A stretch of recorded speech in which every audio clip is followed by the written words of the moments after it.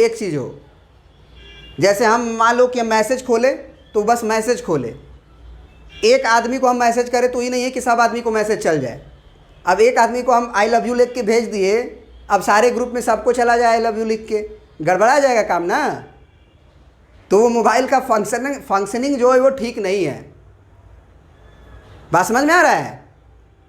तो वो मोबाइल का फंक्शन तभी ठीक होगा जब वो मशीन जो है जिस चीज़ के लिए बनाया गया वो चीज़ बस आउटपुट दे, साथ ही साथ एक ही आउटपुट दे, जो भी दे एक ही आउटपुट दे, और कोई भी ऐसा बटन जो है वो फालतू नहीं लगना चाहिए। तो फंक्शन का एक मोटा मोटी आइडिया हो गया तुम्हारे पास कि फंक्शन कोई होगा तो ये ऑब्जेक्ट्स जो होते हैं वो हर स्विच जो है वो कोई भी खाली नहीं होना चाहिए, बेकार नहीं होना चाहिए, नहीं तो हम कहेंगे उसका कोई मतलब ही नहीं है। दूसरी चीज़ हो गई कि उस स्विच से केवल एक ही चीज़ चलना चाहिए, जो चीज़ हम चाहते हैं, जो चीज़ हम चाहते हैं चालू करना बस वही चालू हो, बाद बाकी चालू नहीं हो। समझ गए? जबकि अभी तक क्या हो रहा था, रिलेशन में क्या हो रहा था, रिलेशन में हम एक से सबको जोड़ रहे थे, दो से भी हम सबको जोड़ रहे थे, तीन से भी हम सबको जोड़ सकते हैं, चार से भी हम सबको जोड़ रहे थे, याद होगा तुमको, है ना। तो एक रिलेशन जो होता है ना उसका एक स्पेशल टाइप ही हमारा फंक्शन कहलाता है, जिसमें इधर वाले हर एक एलिमेंट एक यूनिक एलिमेंट से उधर जुड़ा हुआ हो। तो ये वर्ड जो है तुमको थोड़ा मुश्किल लग सकता है, लेकिन जस्ट हम तुमको एक चीज़ बता रहे हैं अब कि फंक्शन को कैसे पहचानोगे, ठीक है, और वो क्लियर हो जाएगा तुम्हारा। चलिए तो शुरू करते हैं।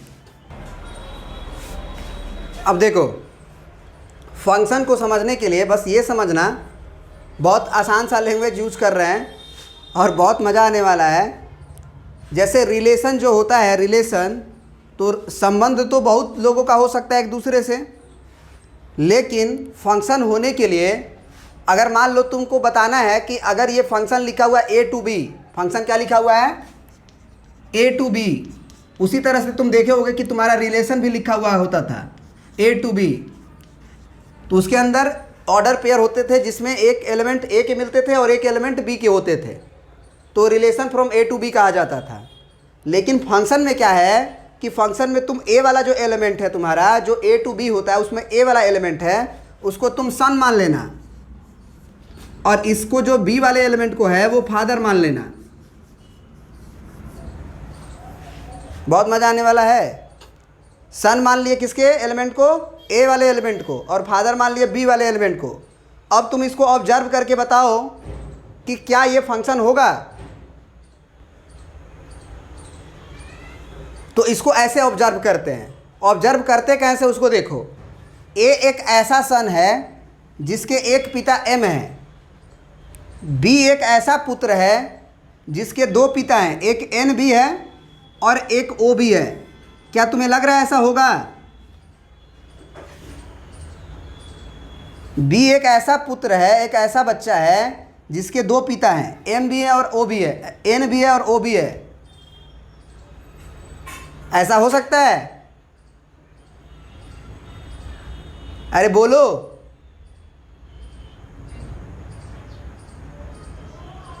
अरे एक ऐसा बच्चा जिसके दो पिता, हो सकता है? आदित्य, तो ये फंक्शन है कि नहीं है? This is not a function. बस ये बहुत ज़्यादा आसान है चीज़ समझना। अब यहाँ पे बताओ, ये ऐसे ही बस इतना से ही हम ऑब्जर्व कर लिए कि फंक्शन नहीं होगा। अब ऐसे स्विच वाला बटन से देखो कि एक ऐसा स्विच है जिससे N भी चल रहा है, O भी चल रहा है, तो ये गड़बड़ है। तो वो स्विच वाली कहानी से जल्दी समझ में नहीं आता। यहाँ से पकड़ लेते हो आप कि अगर एक बच्चा, हम A वाले एलिमेंट को मान ले कि हर एक सन है, हर एक एलिमेंट एक बच्चा है, तो उस बच्चे का एक पिता होने चाहिए, केवल दो पिता नहीं हो सकते हैं। अब ज़रा यहाँ पे आते हैं, X वाले एलिमेंट को, A वाले एलिमेंट को सन मानेंगे और B वाले एलिमेंट को फादर मानेंगे। L1 बच्चा का एक पिता K1 है, L2 बच्चा का एक पिता K2 है और L3 बच्चा का एक पिता K3 है, और L4 एक ऐसा बच्चा है जिसके कोई पिता नहीं है। क्या ये भी दुनिया में आएगा कैसे? ये जो L4 बच्चा है वो दुनिया में आएगा कैसे? उसके पिता होने चाहिए कि नहीं होने चाहिए?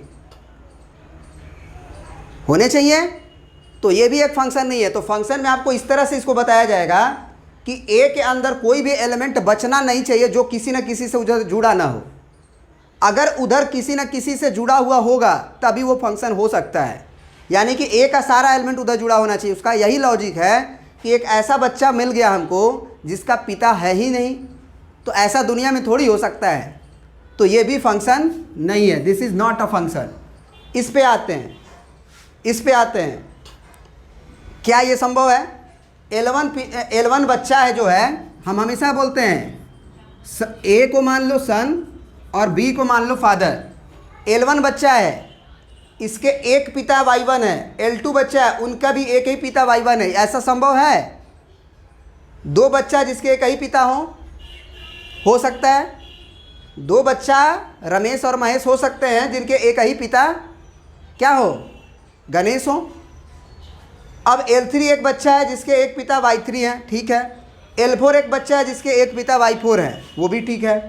और Y2 एक ऐसा पिता है जो किसी बच्चे को जन्म नहीं दिया। ऐसा हो सकता है कि ऐसा भी दुनिया में फादर एग्जिस्ट कर रहे हो जिनके कोई भी औलाद नहीं हो, कोई भी बच्चा नहीं हो। तो ये जो है पूरी तरह से फंक्शन के नियम का पालन करता है। तो अगर सन फादर वाला से आप समझ लो फंक्शन को, तो फंक्शन को आइडेंटिफाई करना बहुत आसान हो जाता है कि आप एक्स वाले एलिमेंट को, ए वाले एलिमेंट को आप एक्स सन मान लो और बी वाले एलिमेंट को आप फादर मान लो। और आप ये कॉन्सेप्ट याद रखो कि एक पुत्र का एक ही पिता होगा। ये हो सकता है कि तीन ऐसे पुत्र हों जिनके एक ही पिता हो, वो चल सकता है। लेकिन एक पुत्र ऐसा नहीं हो सकता है जिनके तीन पिता हो सकते हैं। दूसरी चीज़ कि एक ऐसा सन भी नहीं हो सकता है जिसके कोई पिता ही नहीं हो। हाँ, अब ये चीज़ हो सकता है रिलेशन में। अब रिलेशन में कैसे हो सकता है? जैसे कि बड़े पापा को चचा को, है ना, बड़े पापा को और चचा को भी पापा का ही दर्जा दिया जाता है, पापा ही बोला जाता है। या फिर मौसी का जो भाई है उसको भी उसका बेटा ही माना जाता है। तो रिलेशन में ये चीज़ें संभव है।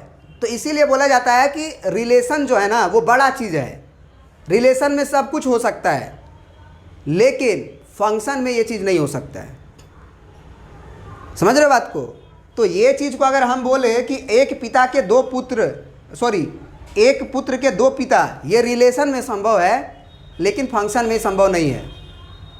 तो क्या फंक्शन वाली कहानी रिलेशन से मैच करेगी कि नहीं करेगी? जितने भी फंक्शन है वो रिलेशन होंगे कि नहीं होंगे? होंगे। लेकिन क्या हर एक रिलेशन फंक्शन होगा? नहीं होगा। तो इसीलिए बोला गया कि a special type of relation is called function in which every element of A is related to unique element of B. Every element of A is related to unique element of B. Every element जुड़ना चाहिए और unique से जुड़ना चाहिए। एक का जुड़ाव दो गो से नहीं होना चाहिए। एक का जुड़ाव दो गो से नहीं होना चाहिए, क्योंकि एक पुत्र के दो पिता हो जाएंगे और वो दिक्कत हो जाएगी।